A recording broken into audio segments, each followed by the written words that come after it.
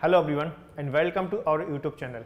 सो guys यहाँ पर मैं आपको आज बताने वाला हूँ क्लोज टेस्ट के बारे में। So that is one of the most important topics for the all kind of examinations whether you are the aspirant of banking exams और एसएससी एग्जाम्स। तो ये जो सेशन है आपके लिए काफ़ी यूजफुल रहने वाला है, तो पूरे सेशन को ध्यान से देखिएगा और समझिए कि किस तरीके से हम क्लोज टेस्ट के क्वेश्चन को सॉल्व करते हैं।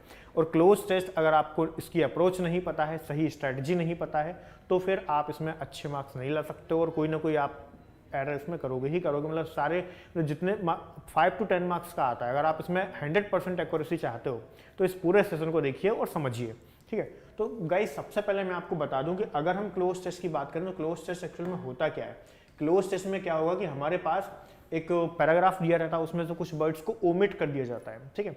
और हमसे ऑप्शन में 4 ऑप्शन दिए रहते हैं, उनमें से हमें कोई एक चूज करना होता है। देखो अलग अलग पैटर्न के पैसेज आपसे आजकल पूछे जाते हैं और कई बार क्या होता है कि बोल्ड लेटर में दे दिया जाता है, हाईलाइट कर दिया जाता है, फिर आपसे पूछा जाता है कि क्या ये जो सेंटेंस है या क्या जो वर्ड आपने यूज किया है इस पर्टिकुलर स्टेटमेंट में और वो करेक्ट है या नहीं है। ये जो नीचे दिए गए ऑप्शंस हैं उनमें से कौन सा बेस्ट स्विचेबल होगा, बेस्ट चॉइस हमारा आंसर होगा। तो उसको हम देखते हैं। एक चीज और हमें याद रखना है कि जब भी आप क्लोज टेस्ट को सॉल्व करते हो तो क्लोज टेस्ट को सॉल्व करते टाइम आपको एक चीज समझना पड़ेगा कि आप रीडिंग कॉम्प्रिहेंशन की तरह अप्रोच इसमें नहीं लगाओगे।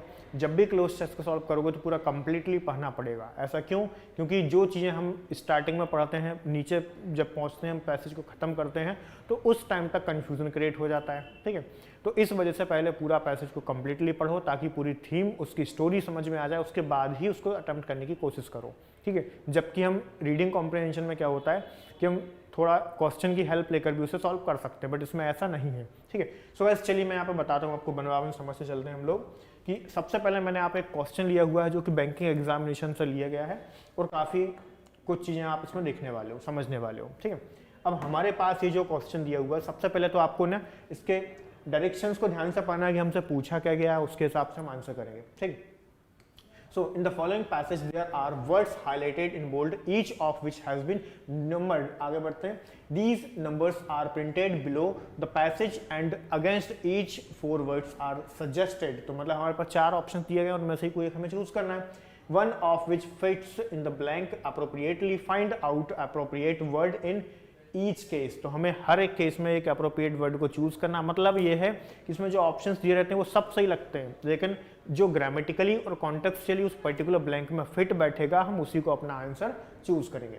लेट्स सी, फिर आगे बढ़ते हैं। अब हमारे पास ये जो पैसेज दिया गया है इसको अपन लोग समझते हैं। पहले तो हमने यहाँ पे देखा कि the internet has a certain central position in today's temperance, ठीक है। तो अब हमने यहाँ पर बोला कि जो इंटरनेट है ना उसमें क्या है, सेंट्रल पोजीशन है टूडेज टेम्परेंस। तो क्या ये टेम्परेंस वर्ड यहाँ पे फिट है? जो हाईलाइटेड वर्ड है इसको हमें देखना पड़ेगा, ठीक है। फिर आगे बढ़ते हैं। And has played an active conduct. So क्या कंडक्ट यहाँ पर सही है सेकंड नंबर पे। In China's economic transformation and holding with the world, consequently the internet is seen as an enabler of economic development by the Chinese. Of the other hand, throughout its 5000 years history, मतलब इसकी पूरे 5 साल के इतिहास में, ठीक है, China has, फिर एडवांस्ड क्या यहाँ पे सही है, फिर देखते हैं। Its share of unhappy exchanges with the world, particularly early occurrence of globalised trade, while the traumatic humiliation of China during the unequal treaties period at the turn of the 19th century, ठीक है। आगे बढ़ते हैं यहाँ पे। A certain uneasiness about unbound cross borders switch, तो क्या यहाँ पे ये वर्ड करेक्ट है? Is understandable. Thus, since the early days of its reform and opening under Deng Xiaoping in the 1980s, China has sketched the principle that foreign investors are only welcome as long as their presence benefits the Chinese economy and large investors are only आगे देखते हैं, large investors या large cohorts of Chinese society, the internet is not qualified to this principle। तो कहने का मतलब ये है कि जो चाइना की पॉलिसी वो ये कि जो इन्वेस्टर्स हैं उन्हीं लोगों को इनवाइट किया जाएगा जो चाइना के लोगों के लिए या चाइना के लिए बेनिफिशियल होंगे, बेनिफिट उनके लिए करेंगे, तो उन्हीं लोगों को यहाँ पे इनवाइट किया जाएगा, ये कहने का मतलब है। और इस पूरे प्रोसेस के अंदर जो इंटरनेट है वो ज़्यादा क्वालिफाई नहीं कर पाता है, जबकि इन्होंने आगे बताया कि इंटरनेट जो है एक सेंट्रल पोजिशन रखता है, ठीक है, लेकिन इनकी जो पॉलिसीज़ हैं उसके हिसाब से इंटरनेट जो है बहुत अच्छा इसको क्वालिफाई नहीं कर पा रहा है, ठीक है। अब अपन इसको समझते हैं कि किस तरीके से हम इसको सॉल्व करें।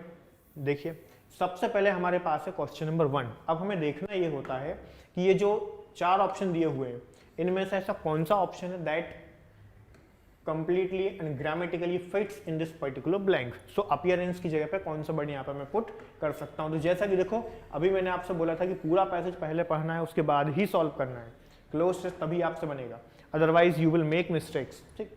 लेट्स सी, अब यहाँ पे जो टेम्परेंस है that is not accurate word here, so in that condition I have to use economy. Why so, क्यों मैंने पूरा पैसेज पढ़कर आपको इसलिए बताया ताकि आप इसका पूरा सेंस समझ सको। तो पैसेज जो है आपको किस पर दिया, इकोनॉमी के ऊपर दिया हुआ, मतलब चाइना का प्रॉफिट लॉस ये किसके टर्म है, इकोनॉमी के टर्म है, ठीक है। तो मतलब हमारा सही वर्ड क्या होगा, सही ऑप्शन यहाँ पे क्या होगा, economy would be the right option. तो मतलब सी मेरा यहाँ पे करेक्ट आंसर बनेगा। तो इकोनॉमी की इसमें पूरी की पूरी बात हुई है। Let's see for the next one. अब हमारे पास है नेक्स्ट क्वेश्चन। अब इसमें हमें देखना पड़ेगा क्या एक कंडक्ट जो वर्ड दिया गया है क्या ये सही है अपनी जगह पे, नहीं। सो देखो, आप डिमिनोर तो मतलब होता है लाइक आप वोकैबुलरी में भी देख सकते हो, तो किसी का भी बिहेवियर या लाइफ स्टाइल कह सकते हो, उसका तरीका, तौर तरीके जो होते हैं उनको अपन डेमिनर बोलते हैं, ठीक। तो ये तो आंसर बनेगा नहीं, टास्क दूर दूर तक हमारा आंसर नहीं बनता है कि उसकी कोई सेंसिबल नहीं है, इसमें आप पुट करके देख सकते हो।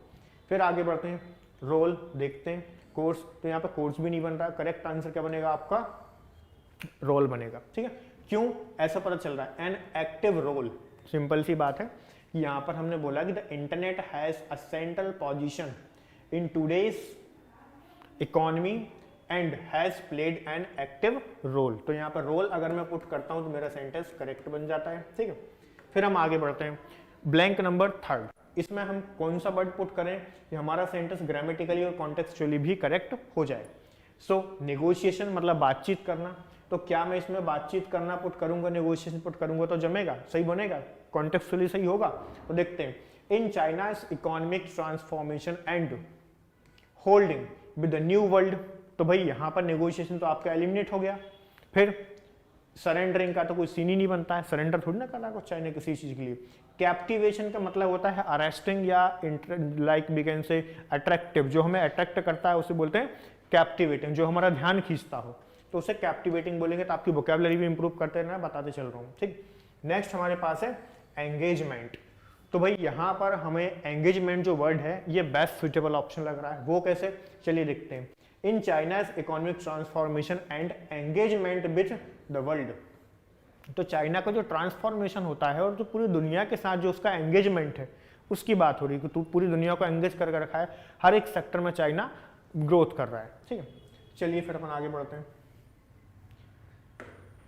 सो क्वेश्चन नंबर 4, अब 4 में अपन देखते हैं क्या यहाँ पे इनेबलर पुट करेंगे तो सही होगा। सबसे पहले आप इसको भी देखो, आपने यहाँ पे चेक किया कि आर्टिकल एन लगा हुआ है, तो मतलब कोई ना कोई ऐसा वर्ड आएगा जिसमें वॉवल होना चाहिए या वॉवल प्रोनाउंशिएट करने पर आना चाहिए। तो मतलब क्रिएटर गया, हेल्पर भी एलिमिनेट कर दिया, उसके बाद में बचा क्या, प्रिवेंटर, ये भी हट गया। मतलब ये ग्रामर के बेस पर ही, अगर मान लो मुझे मीनिंग भी नहीं पता तब भी मैं इसको हटा सकता हूँ, एलिमिनेट कर सकता हूँ, तब भी मैं आंसर अपने निकाल सकता हूँ। मतलब मैंने क्या बोला, ग्रामर प्लस कॉन्टेक्स्ट दोनों चीजें ही आपको समझनी पड़ेंगी, तभी आप इसमें एक्यूरेसी के साथ क्वेश्चन कर पाओगे।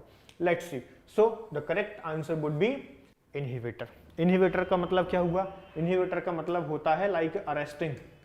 अरेस्टिंग मतलब ऐसा कुछ भी जो आपको रोके किसी भी काम को करने से, ठीक है। या फिर हम इसे बोलेंगे इम्परवियस भी कह सकते हो आप इसको, ठीक है, ये भी हो सकता है। तो ये सारे वर्ड्स इसका मीनिंग बनेगा। तो मतलब यहाँ पे करेक्ट ऑप्शन जो आपका बनेगा 4 के लिए वो है क्या, inhibitor. An inhibitor of economic development by the Chinese, मतलब सिंपल सी बात है कि चाइना जो ग्रोथ कर रहा है वो उसका रीजन क्या है, उसका रीजन ये है कि उसका जो बाकी जो पूरी दुनिया है उसके साथ एंगेजमेंट काफी अच्छा है, जो उसकी इकोनॉमी को बिल्कुल थाम के रखा हुआ है, ठीक है। सो that's why inhibitor would be the best option. Let's move for the next one. अभी हम बात करते हैं क्वेश्चन नंबर 6। अब क्वेश्चन नंबर 6 में इसमें क्या आएगा, सॉरी 5th फिफ्थ को अपन समझते हैं, तो फिफ्थ में क्या पुट करेंगे सेंटेंस हमारा करेक्ट हो जाए। So on the other hand throughout its 5000 years. अब इसकी बात हो रही है कि 5000 ईयर हिस्ट्री की बात है, तो चाइना हैज, ऑब्वियसली बात है कि परफेक्ट टेंस यूज हुआ, अगर कहीं पर भी हैज, हैव या फिर हैड यूज होता है तो आपको समझना पड़ेगा यहाँ पे वर्ब का थर्ड फॉर्म हमें यूज करना है परफेक्ट टेंस में। तो मतलब इससे मुझे पता चलेगा। अब बताओ ऑर्गेनाइज है, एक्सपीरियंस है, इफेक्टिव तो हमने हटा ही दिया, तो ये तो हमारा बनेगा ही नहीं, ठीक है। अब हमारे पास है ऑर्गेनाइज, क्या मैं ऑर्गेनाइज यहाँ पर पुट करता हूँ तो बनेगा क्या, नहीं बनेगा, ठीक है। सो चाइना हैज ऑर्गेनाइज, तो इसने कुछ ऑर्गेनाइज थोड़ी किया चाइना ने, मतलब ये भी आपका एलिमिनेट हो गया, तो ये भी हमारा आंसर नहीं होगा। सो अब देखते हैं करेक्ट आंसर क्या बनना चाहिए। फिर करेक्ट आंसर हमारा बनेगा एक्सपीरियंस्ड। एक्सपीरियंस को अगर हम यहाँ पे यूज करते हैं, so this would be your right answer, ठीक है। तो चाइना ने ये चीज एक्सपीरियंस की है, कितने, पिछले 5000 सालों का जो इतिहास है उसमें चाइना ने ये सब एक्सपीरियंस किया। So that's why experienced would be the right answer, ठीक। Let's move on for the next one, question number 6। अब देखिए आप लोग यहाँ पे देखते हैं, of advanced its share of unhappy exchanges which the world. एक बार मैं पढ़ के बता चुका हूँ आपको, particularly early occurrences of globalised trade while. अब यहाँ पर हमें देखना पड़ेगा कि कौन सा हमारा बेस्ट सुइटेबल ऑप्शन होगा। सो देखो यहाँ पर एक वर्ड दिया हुआ है एक्सचेंजेस। मैंने आपको पहले भी कहा था कि कुछ क्वेश्चंस के आंसर आपको पैसेज से ही मिल जाते हैं, ठीक है। तो पैसेज को हमें थोड़ा सा ध्यान से पढ़ने की जरूरत है। लेट्स सी, तो यहाँ पे एक्सचेंजेस है, इसका मतलब मुझे क्लू मिल गया। स्पेकुलेटिंग का मतलब होता है प्रिडिक्शन करना, अंदाजा लगाना, अनुमान लगाना, स्पेकुलेट करना, ठीक है। उसके बाद टफ, सॉरी दो, हालांकि, फिर भी, ये भी नहीं आएगा। स्पेकुलेटिंग ये भी नहीं आएगा, हटा दिया। अब बात करते हैं वेयर एज, जो कुछ भी, तो ये भी नहीं आएगा। बचा क्या, considering would be the right answer. कैसे, चलिए देखते हैं अपन लोग 6 में। तो यहाँ पे globalised trade considering the traumatic. अब भाई कैसे पता चलता है, यहाँ पर ये जो कंसीडरिंग जो वर्ड है ना, ये काम कर रहा है पार्टिसिपल का। किसका, पार्टिसिपल। और पार्टिसिपल मतलब ऐसा वर्ड जो, ऐसी वर्ब जो वर्ब होते हुए भी एडजेक्टिव का काम करती है, उसे बोलते हैं पार्टिसिपल, प्रेजेंट पार्टिसिपल और पास्ट पार्टिसिपल। तो ये V1 + ing मतलब प्रेजेंट पार्टिसिपल है। हमें कैसा पता चल रहा है, आगे समझो। इसने लिखा है ट्रॉमेटिक ह्यूमिलिएशन, तो क्या लिखा हमने, तो कंसीडरिंग ट्रॉमेटिक ह्यूमिलिएशन मतलब नाउन का क्वालिफायर है, मतलब एडजेक्टिव है। सो that's why considering would be the right answer. ये अपना एडजेक्टिव का काम कर रहा है।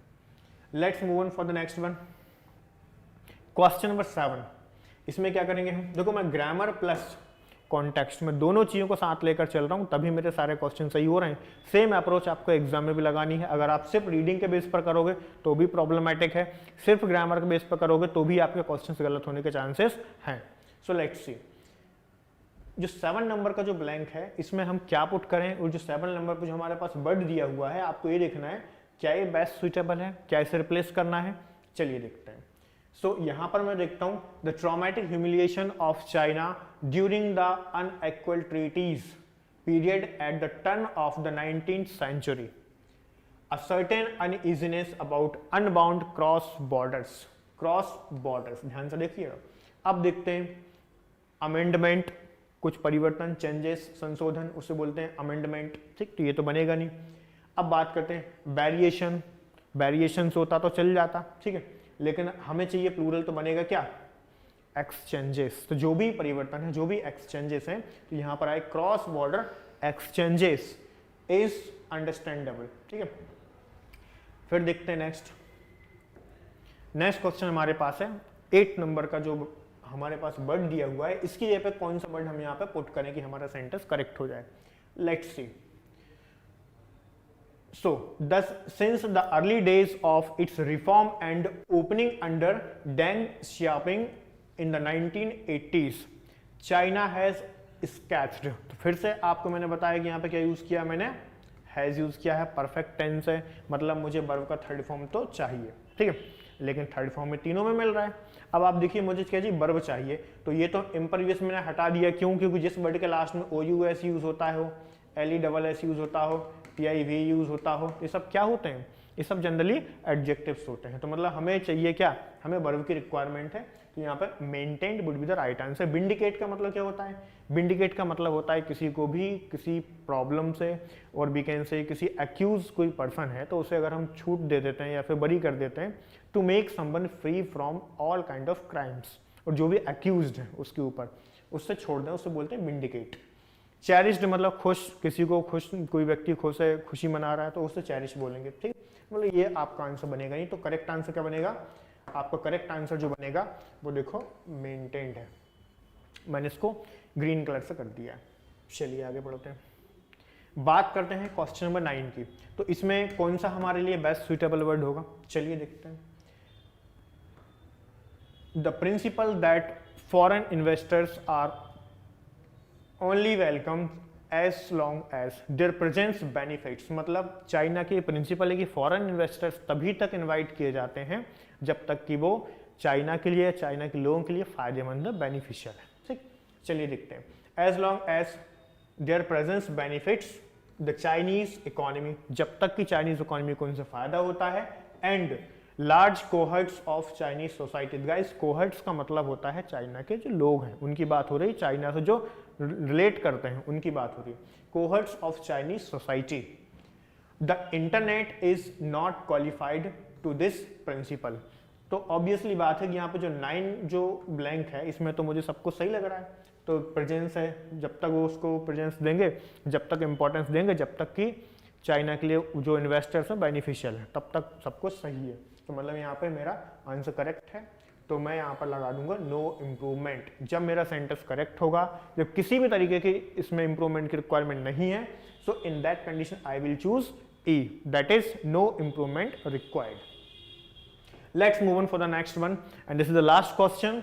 गाइस सेम अप्रोच जो मैंने आपको बताई है यही चीज आपको फॉलो करना है। एग्जाम में अगर आप ये फॉलो करते हो तो काफी हद तक आपके जो एरर्स होते हैं, प्रॉब्लम्स होती हैं, वो नहीं करोगे आप लोग।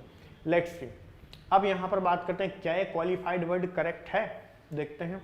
सो the Chinese economy and large cohorts of Chinese society, the internet is not qualified. So चलिए देखते हैं, क्वालिफाइड टू दिस प्रिंसिपल, तो इस प्रिंसिपल पर इंटरनेट क्वालिफाई नहीं करता है। तो क्या ये सही है क्वालिफाइड, मुझे तो नहीं लगता है। आगे बढ़ते हैं। सो हार्बर, हार्बर का मतलब क्या होता है, समुद्री तट जो एरिया होता है या नदी का जो किनारा होता है ना, नदी का जो किनारा होता है उसे लाइक हम कहते हैं बैंक ऑफ द रिवर और वी कैन से हार्बर, तो वो होता है, ठीक है। बात करते हैं एंस्कॉन। एंस्कॉन से क्या मतलब हुआ, इसका मतलब हुआ गाइस सेटल। अगर कोई चीज पहले से ऑलरेडी प्रॉपर तरीके से है, ऑलरेडी सेटल है, तो उसे क्या बोलेंगे, उसे बोलेंगे एंस्कॉन्स, ठीक। नेक्स्ट, वल्नरेबल का मतलब होता है कोई भी चीज फ्रेजाइल है या फिर वीक है, तो ये भी यहाँ पर आपका आंसर नहीं बनेगा, तो एलिमिनेट करो, इसको भी एलिमिनेट करो। तो भाई बचा क्या फिर, इम्यून। इम्यून का मतलब क्या होता है, जैसे आपने देखो कोविड के टाइम पे इम्यूनिटी वर्ड काफी ज्यादा फेमस हुआ था, तो उसी से वर्ड क्या निकल कर आया, मतलब इम्यून से निकल कर आया इम्यूनिटी, ठीक है। तो इम्यून जो वर्ड है ना, मतलब कुल मिला के स्ट्रॉन्गनेस जो है, रोग प्रतिरोधक क्षमता हिंदी में जिसको हम बोलते हैं, मतलब capacity to fight with the problems, that is our immune, ठीक। So it means the immune would be the right answer here. Internet is not immune to this principle. तो मतलब जो इंटरनेट है वो इसके लिए बेनिफिशियल नहीं है, सिंपल सी बात है, इसको इम्यून नहीं करता है, इसको सपोर्ट नहीं करता है, ठीक है। सो आई थिंक इसमें इतनी सारी चीजें मैंने आपको बताई हैं, आपको ये समझ में आ गई होंगी। और गाइज सारी चीज़ों को फॉलो करिए, ग्रामेटिकल कॉन्सेप्ट्स को पढ़िए, साथ ही साथ रीडिंग भी करते रहिए, और आपकी वोकैबुलरी जितनी ज़्यादा स्ट्रांग होगी उतना बेनिफिट आपको एग्जाम में मिलने वाला है। So keep improving your self and keep watching all the videos. Thank you.